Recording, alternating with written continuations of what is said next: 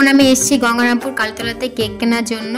আজকে রাত 12টার পরে হচ্ছে আমার প্রিয় মানুষটার জন্মদিন, তো ওর জন্য এসেছি কেক নেওয়ার জন্য দোকানে। আমার বর তো একদমই জানে না যে ওর আজকে জন্মদিন, ও তো ভুলে গেছে, ওর একদমই মনে নেই। তো আমি চুপ করে এসেছি কেক কেনার জন্য। তো এরই মধ্যে থেকে একটা পছন্দ করে নিলাম, কেক কেনা হয়ে গেছে আমার। এখন বরের নাম লিখে নিলাম। এখন বাড়িতে গিয়ে তাড়াতাড়ি করে আবার ঘরটাকেও সাজাতে হবে।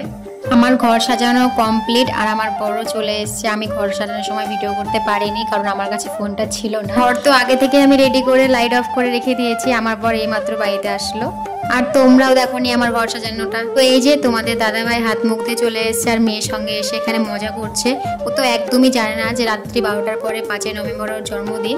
ওর একদমই মনে নেই, ওর কেন কারোই মনে নেই যে ওর জন্মদিন কালকে, কিন্তু আমার মনে আছে। আমি অনেকদিন ধরে মনে রেখেছি জন্মদিনটা ওর, আর ভেবেও রেখেছিলাম যে ছোট মোটো করে হলে আমি ওই জন্মদিনটা সেলিব্রেশন করবো রাত 12টার পরে। তো দেখা যাক এখন তোমাদের দাদাভাই ঘরে ঢুকে কি করে, কেমন রিয়াকশন হয় ওর।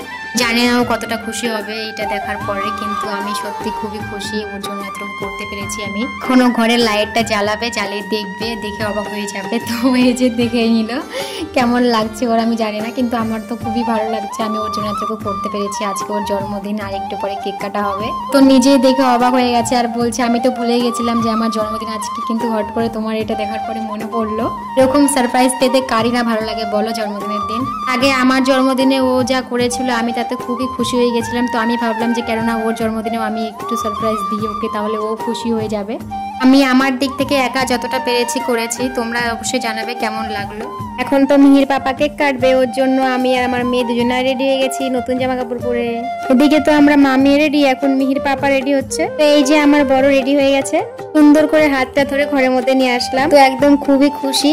আর এদিকে তো আমার মেয়ে বিছানায় উঠছে না, এই বেলুন এইসব দেখে সাজানো দেখে ভয় পাচ্ছে খুবই ও, এইসব সাজানো দেখে, কারণ ও বেলুন দেখে খুবই ভয় পায়। মেয়ে ওকে যতবারই বিছানায় নামানোর চেষ্টা করছে ততবারই আমাকে জোরে করে টেনে ধরে কান্না করছে বিছানায় নামবে না জন্য। তো দেখতে দেখতে 12টা তো পারই হয়ে গেছে। এদিকে মিহি ওর পাপার সাথে খেলা করুক আর আমি এদিকে কেকটাকে রেডি করি। তো প্রথমে তো আমি বুঝতে পারছিলাম না যে বিছানার উপর কি রাখবো, সেটা রেখে তার উপরে কেকটা রাখবো, তাহলে একটু উঁচু হবে, কেক কাটতে ভালো হবে। আর কিছু খুঁজে না পেয়ে লাস্টে এই একটা টুলি পেলাম, তো সেটাকে বিছানার উপর দিয়ে দিলাম, দিয়ে একটা সুন্দর দেখে পর্দা পেতে দিলাম তার উপরে। এই যে এখন কেকটাকে এর উপর সাজিয়ে দেব। তো এই যে কেকটা এখন খুলে নিলাম, দারুণ লাগছে দেখতে। এখানে পার্থ লেখা আছে। এই কেকটা খেতে কেমন হবে আমি জানি না, কিন্তু দেখতে খুবই সুন্দর লাগছে আর প্রাইসটাও খুবই কম। তো এই যে এখানে কেকটাকে রেখে দিলাম, খুব সুন্দর করে সাজিয়ে দিয়েছি। এবার আমার বর কেক কাট করবে।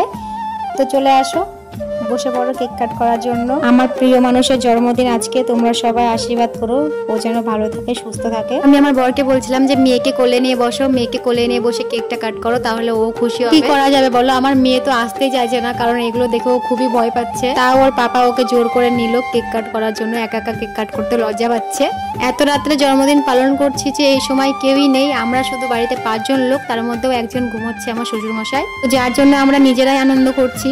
কি আর করা যাবে, এত রাতে জন্মদিন পালন করছি, এই সময় তো কাউকে ফোন করে ডাকলেও কেউ আসবে না ভাই। তো এখন কেক কাটা হবে, সবাই উইশ করবে কিন্তু। আর আমার তরফ থেকেও তোমাকে জানাই শুভ জন্মদিন, সারা জীবন ভালো থেকো, হাসি খুশি থেকো এইভাবেই। আর ভগবান যেন সব সময় এইভাবে তোমাকে বিপদ আপদ থেকে রক্ষা করে, আমি এটাই চাইবো। তো ভালো থেকো, সুস্থ থেকো, এইভাবে হাসি খুশি থেকো। শুভ জন্মদিন তোমাকে। তো এদিকে তো কেক কাটা হয়ে গেল, এখন আমার বর মেয়েকে কেক খাইয়ে দিচ্ছে। তো চলো আমিও একটু আমার বরকে কেকটা খাইয়ে দিই। একটা কথা কি জানো তো গাইস, আমি আজকে খুবই বড় একটা ভুল করে ফেলতে চলেছিলাম একটু আগেই। আমি কবে থেকে মনে করে রেখেছি যে কয়দিন পরে আমার বরের জন্মদিন সেলিব্রেশন করবো রাত 12টার পরে।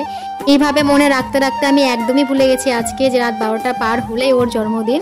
তারপর হট করে মনে পড়লো যে আজকে তো 4 নভেম্বর, তাহলে কালকে ওর জন্মদিন হবে, আজকে রাত 12টার পর আমাকে সেলিব্রেশন করতে হবে। তখন আমি হট করে চলে গেলাম কেনাকাটা করতে।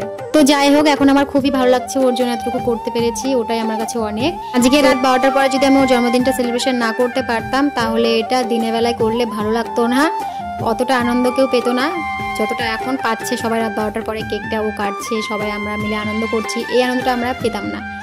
তো চলো, আমার তো খুবই ভালো লাগছে, তোমাদের কেমন লাগলো অবশ্যই জানাবে। তো এখানে ও তো কেক কেটে নিজে নিজে কেক খাচ্ছে, আমাকেও বলেনি যে খাও বা খাইয়ে দিচ্ছি, মাকেও বলেনি, ও নিজে নিজে কেক খেতে শুরু করে দিয়েছে। ওর এত মানে আনন্দ হচ্ছে মনে মনে, কি বলবো তোমাদের। তো এই যে এখন আমি বরের সঙ্গে একটু মজা করছি, ওকে কেকটা খাওয়ানোর জন্য কাছে নিয়ে গেছি। ও করছে, আমি ওকে দিইনি, না দিয়ে নিজে খেয়ে নিলাম, কারণ ও আমার সঙ্গে এটা করেছিল, ওর জন্য আমি ওর সঙ্গে ওরকমই করলাম সেম।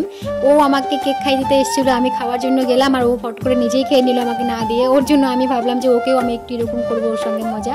ওই জন্য আমিও করলাম। আর এদিকে তো তোমরা আমার বরকে দেখে বুঝতেই পারছো আমার বর কতটা খুশি হয়েছে, আর আমিও খুবই খুশি হয়েছি। আজকে রাত 12টার পরে ওর জন্মদিনটা সেলিব্রেশন করতে পেরে খুবই খুশি হয়েছি। তো চলো আজকের মতো ভিডিওটা এখানে শেষ করছি। তোমরা ভালো থেকো, সুস্থ থেকো, আর এইভাবে আমাকে সাপোর্ট করো। টাটা।